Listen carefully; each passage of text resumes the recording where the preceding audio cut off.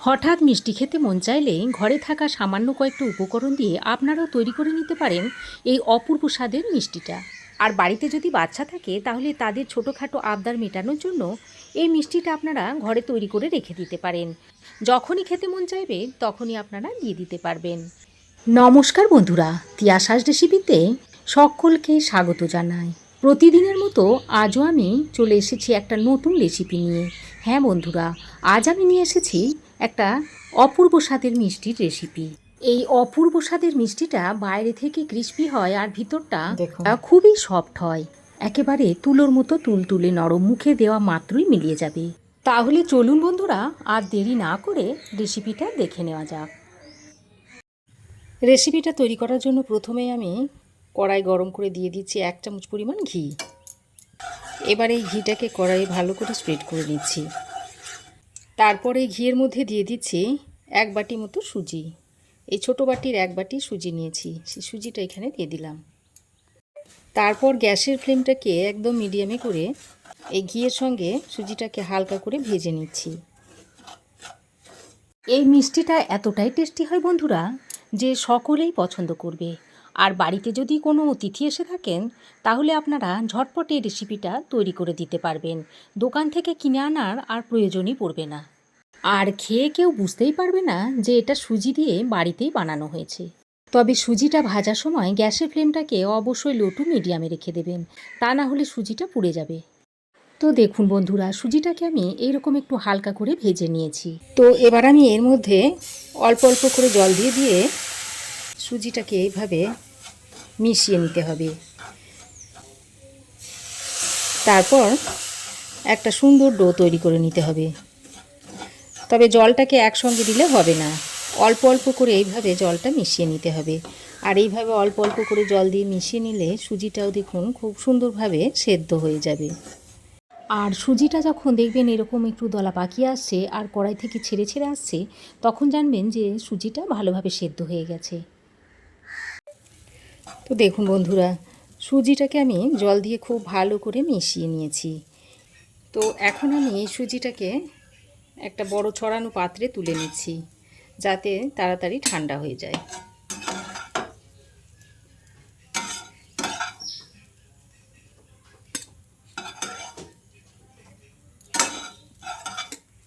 সুজিটাকে আমি একটা বড় ছড়ানো পাত্রে তুলে নিয়েছি। এবার এটাকে ভালো করে একটু ঠান্ডা করে নেব। তো সুজিটা তুলে নিয়ে ওই কড়াইয়ের মধ্যে দিয়ে দিচ্ছি 1 বাটি মতো চিনি। যতটা চিনি দিয়েছি আমি ঠিক ততটাই জল এর মধ্যে দিয়ে দিচ্ছি। এবার আমি এর মধ্যে 2টো এলাচ দিয়ে দিলাম। প্রথমে এইভাবে ভালো করে নেড়েচেড়ে মিশিয়ে নিতে হবে যতক্ষণ না চিনিটা গলে নেওয়া যাচ্ছে। তারপর এর একটা শিরা তৈরি করে নিতে হবে। তবে এই শিরাটা 1 তার বা 2 তার কিছুই হবে না, হালকা একটু চ্যাটচ্যাটে হয়ে এলেই গ্যাসের ফ্লেমটাকে বন্ধ করে দিতে হবে। তো দেখুন চিনির শিরাটা এরকম হালকা একটু দেখুন চিটচিটে ভাব এসে গেছে। এবার গ্যাসের ফ্লেমটাকে বন্ধ করে এই রসটাকে ঢাকা দিয়ে রেখে দিচ্ছি এক সাইডে। এদিকে দেখুন এই সুজিটা বেশ হালকা ঠান্ডা হয়ে গেছে। এবার এটাকে মেখে নেব। এবার আমি এর মধ্যে স্বাদ মতো একটু নুন দিয়ে দিচ্ছি। তারপর এটাকে ভালো করে মেখে নিতে হবে। এইভাবে হাতের সাহায্যে একটা মন্ডের মতো তৈরি করে নেব। আর এই সময় বন্ধুরা একটু ধৈর্য ধরে এই কাজটা করে নিতে হবে, তাহলে মিষ্টিটা খুবই সুন্দর হবে। আর একটু হালকা গরম থাকা অবস্থায় এটাকে তৈরি করতে হবে, তাহলে খুবই সুন্দর হবে ডোটা। তো দেখুন এই রকম একটা ডোয়ের মতো তৈরি করে নিয়েছি। এবার আমি এর মধ্যে 1 পিঞ্চ মতো বেকিং পাউডার দিয়ে দিচ্ছি। বেকিং সোডা নয় কিন্তু বেকিং পাউডার। বেকিং পাউডারটা দিয়ে আবারও এই ডোটার সঙ্গে ভালো করে মিশিয়ে নিচ্ছি। আর এই বেকিং পাউডারটা দেওয়ার কারণে মিষ্টিগুলো খুব সুন্দর ফুলবে।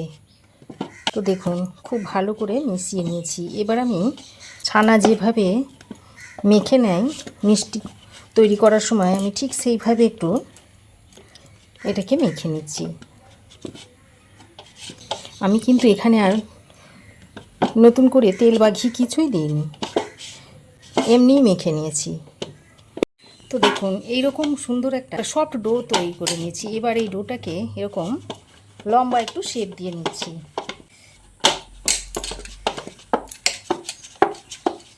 তারপর এর থেকে এরকম এই দেখুন ছোটো ছোটো লেচি কেটে নিচ্ছি।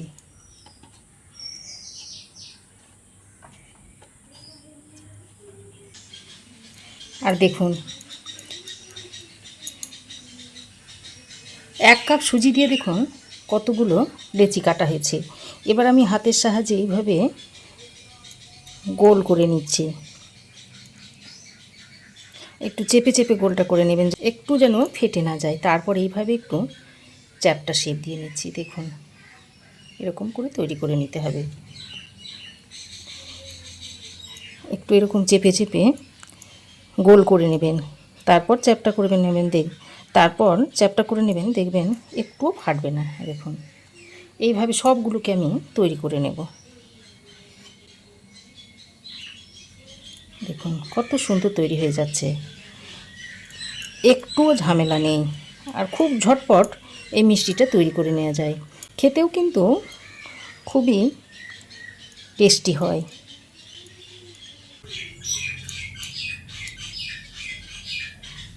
তো দেখুন সবগুলো মিষ্টির শেপ আমি দিয়ে নিয়েছি। আর এরকম একটু গোল আর চ্যাপটা করে শেপ দিয়েছি। এই শেপটা দেখতে বেশ ভালো লাগে। এদিকে আমি দেখুন মিষ্টিগুলো ভাজার জন্য আগে থেকে কড়াইয়ে বেশ খানিকটা তেল গরম করে নিয়েছি। তারপর এই মিষ্টিগুলো একে একে এর মধ্যে দিয়ে দিচ্ছি। আমি একসঙ্গে খুব বেশি দেব না, এই চারটে চারটে করে দিয়ে মিষ্টিগুলোকে ভেজে নেব। মিষ্টিগুলো দেওয়া হয়ে গেলে গ্যাসের ফ্লেমটাকে মিডিয়ামে করে দিতে হবে। এক সাইডটা হয়ে গেলে মিষ্টিগুলোকে এইভাবে উল্টে পাল্টে দিয়ে ভেজে নিতে হবে। বন্ধুরা এইভাবে সুজির মিষ্টি একবার তৈরি করে খেয়ে দেখবেন, অসাধারণ লাগে খেতে। এই মিষ্টিগুলো ভাজার সময় গ্যাসের ফ্লেমটাকে হাইতে রাখা যাবে না। গ্যাসের ফ্লেমটা যদি হাইতে রেখে মিষ্টিগুলো ভাজা হয় তাহলে ভিতরটা কাঁচা থেকে যাবে আর উপরটা খুব তাড়াতাড়ি রং ধরে যাবে। মিষ্টিগুলো তখন আর খেতে ভালো লাগবে না। এবার আপনারা আপনাদের মনের মতো করে রং ধরিয়ে মিষ্টিগুলোকে ভেজে নেবেন। তো দেখুন হালকা একটু কালার এসেছে, আমি আরও একটু কালার ধরিয়ে মিষ্টিগুলোকে ভেজে নেব। তো দেখুন মিষ্টিগুলোকে আমি এইরকম একটু রং ধরিয়ে ভেজে নিয়েছি। আর বেশি কালার করব না, এরকম করে মিষ্টিগুলোকে আমি নামিয়ে নেব।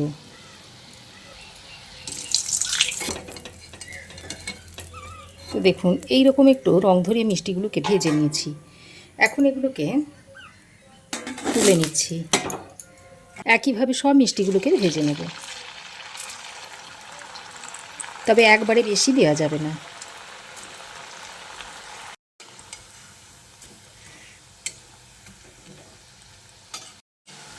দেখুন এই মিষ্টিগুলো ভাজা হয়ে গেছে, এগুলোকেও আমি তুলে নিচ্ছি।